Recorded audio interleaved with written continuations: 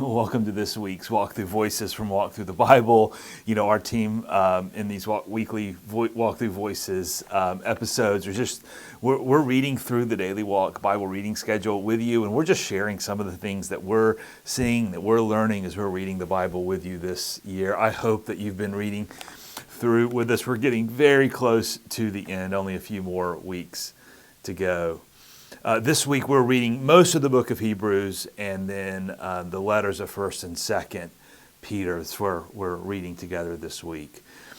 My youngest son, who's Dylan, he's 11 years old. He's in 5th grade, and a few weeks ago he was struggling to get caught up on some reading assignments for school. The school that he attends has an AR program, an accelerated reading program, and you're assigned an AR goal, and you get points towards your goal by reading a book that has an assigned point value, taking a test on it, and then if you do well on the test, you get points. And the big goal is to keep students reading, but as a way of motivating the students, if you meet your AR goal, then you get to go to the AR party, which for a 5th grader is a pretty big deal. So Dylan was a little behind in his reading, and so he had a couple of big books that he was reading that were worth a lot of points. And so as a way to keep him sort of on schedule for his reading, my wife Molly had made a reading schedule for him. So he had a big book that he was reading, and so Monday he was supposed to read these pages, and Tuesday he was supposed to read these pages, and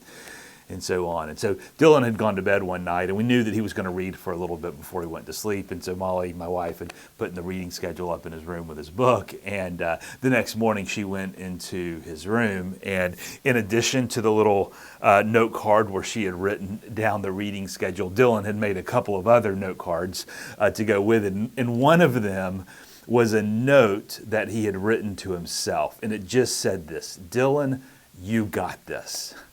It was the cutest thing. It was one of the best things that I had seen in quite some time. My 11-year-old son had written himself a little motivational note to keep him on his reading schedule. I loved that. It was cute, but it was also a reminder of a truth that I think is accurate, which is this: that the words that we tell ourselves about ourselves are pretty powerful. There is a profound power in what we say to ourselves about ourselves. That self-talk, those messages that we communicate to ourselves are just profoundly powerful in our life. I don't know who it was that first said it. I think it was Christian author and speaker Jerry Bridges who probably made it popular. I don't think it was original to him.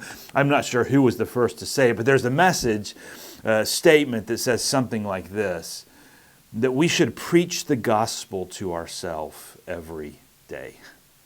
And it's an important reminder, isn't it?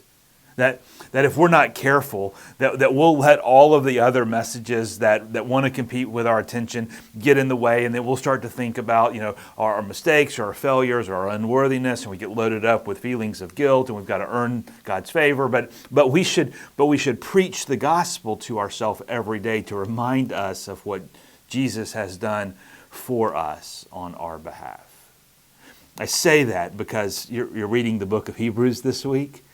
And I believe that in Hebrews chapter 10, verse 10, is one of the most succinct summaries of the gospel in all of the Bible. It simply says this: Hebrews chapter 10, verse 10, "And by that will we have been made holy through the sacrifice of the body of Jesus Christ once for all."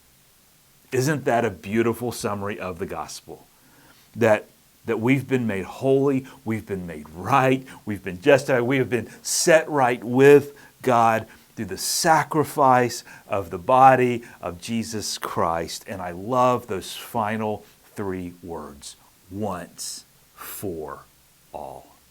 It's a reminder that there is nothing that we can do to add to or to take away from what Jesus has done on our behalf. His sacrifice, His death, and resurrection and ascension into heaven as a means of dealing with our sin, it was enough.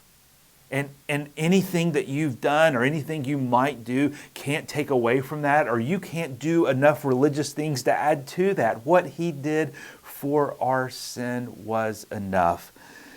We have been made holy through the sacrifice of the body of Jesus Christ once for all.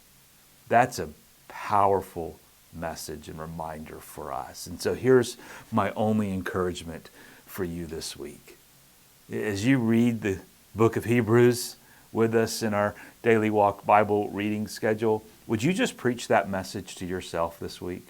Like, maybe just take some time and carve out a few minutes in your day, maybe even today, and just spend time reflecting on that message. Preach that gospel to yourself and be reminded that what Jesus did for you, he did once, and it was enough, and that changes everything. Preach the gospel, this gospel, to yourself today.